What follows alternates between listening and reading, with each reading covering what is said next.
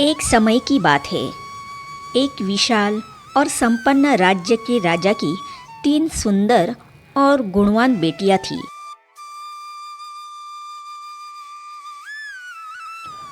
राजा अमीर और घमंडी था। राजा ने उन्हें बड़े लाड प्यार से और ऐश्वर्य में पाला था।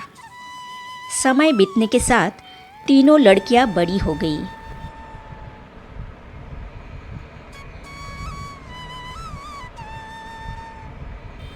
एक दिन राजा ने भोजन करते समय तीनों से एक महत्वपूर्ण प्रश्न किया।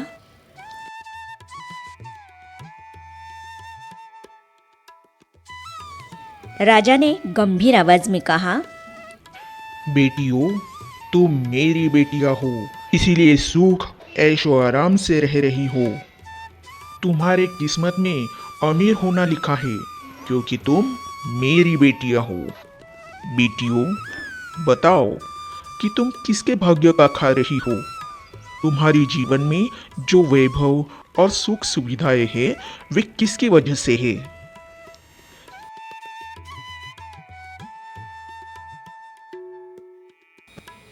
पहली बेटी ने राजा की ओर मुस्कुराते हुए कहा, हाँ पिताजी, हम खुश नसीब हैं क्योंकि हम आपकी बेटियां हैं। पिताजी, यह सब आपके कारण है। आपके आशीर्वाद और आपके प्रयासों से ही हमें ये सब मिला है। दूसरी बेटी ने भी उसी तरह उत्तर दिया। हाँ पिताजी, हमारा भाग्य आपके हाथों में ही है। हम आपके ही भाग्य से ये सब पा रहे हैं। लेकिन तीसरी बेटी सबसे छोटी चुपचाप बैठी रही। राजा ने उसकी ओर देखा और उससे फिर वही प्रश्न किया। बेटी, तुम्हारे अनुसार तुम किसके भाग्य का खा रही हो। छोटी बेटी ने शांत और गंभीर स्वर में उत्तर दिया, हाँ पिताजी, हम खुश नसीब हैं क्योंकि हम आपकी बेटियां हैं। लेकिन मेरा मानना है कि हर इंसान अपनी किस्मत लेकर पैदा होता है, क्योंकि हमारी किस्मत हमारी कोशिशों पर निर्भर होती है। इसीलिए मैं ऐसा मानती हूँ कि पिताजी, मैं अपने भाग्य का खा रही हूँ। मेरे कर्म और मेरे भाग्य ने मुझे यह सुख, संतोष और वैभव दिया है। राजा को यह सुनते ही बहुत गुस्सा आया और उन्होंने कड़क आवाज में कहा, तो मेरी बेटी होना तुम्हें कोई मायने नहीं रखता। राजकुमारी, अगर तुम्हारी प्राप्तियों में मेरा कोई योगदान नहीं है, तो इस राजमहल में तुम्हारा कोई अधिकार नहीं। अब मैं तुम्हारा विवाह एक गरीब आदमी से कराऊंगा, तब देखूंगा कि तुम्हारा भाग्य तुम्हें कहाँ ले जाता है। छोटी लड़की ने बड़ी नम्रता से कहा, पिताजी, मेरा ये मतलब तो नहीं था, लेकिन फिर भी अगर यही मेरे भाग्य में लिखा है तो मैं इसे खुशी से स्वीकार करूंगी पिताजी। अगर मेरा भाग्य अच्छा है तो मैं झोपड़ी में भी सुखी रहूंगी। राजा का गुस्सा और भड़क गया। महामंत्री, राज्य में सबसे गरीब इंसान को लेकर मेरे सामने ले आओ। मैं अपनी बेटी की शादी उससे करवाऊंगा। देखते हैं उसके अपनी कोशिशों से वो अपनी किस्मत कैसे बदलती है। सिपाही सारे राज्य में सबसे गरीब इंसान को ढूंढने लग गए।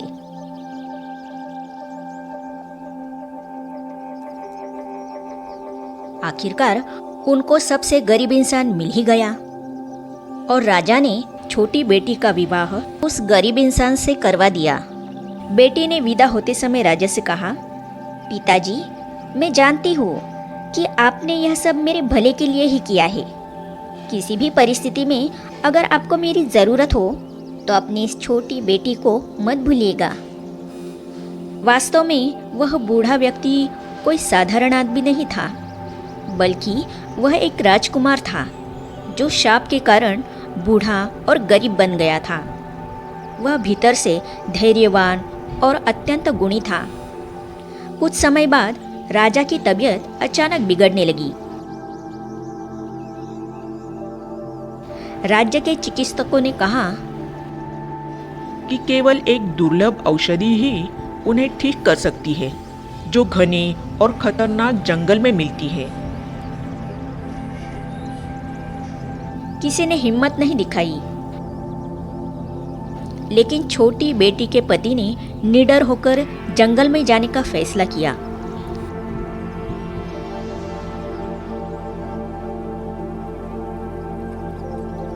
कई कठिनाइयों का सामना करने के बाद वह व्यक्ति औषधि लेकर लौटा और राजा को वो औषधि दे दी।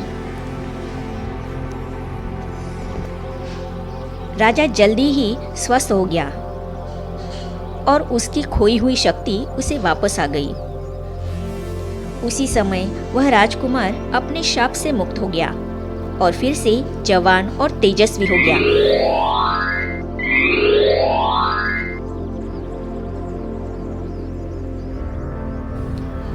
उसके बाद राजा ने अपनी छोटी बेटी और उसके पति को सम्मानित किया।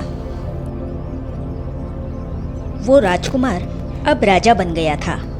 छोटी बेटी अब रानी बन गई थी। राजा को अपनी गलती का एहसास हुआ और उसने बेटी से क्षमा मांगी। राजकुमारी, मेरी बेटी, मुझे बहुत अफसोस है बेटा, मुझे माफ कर दो। तुमने साबित कर दिया, किस्मत के साथ साथ कोशिश भी बहुत जरूरी होती है। मैं बूढ़ा हो गया हूँ और अब मैं चाहता हूँ कि आप दोनों ही मेरे राज्य को संभालें।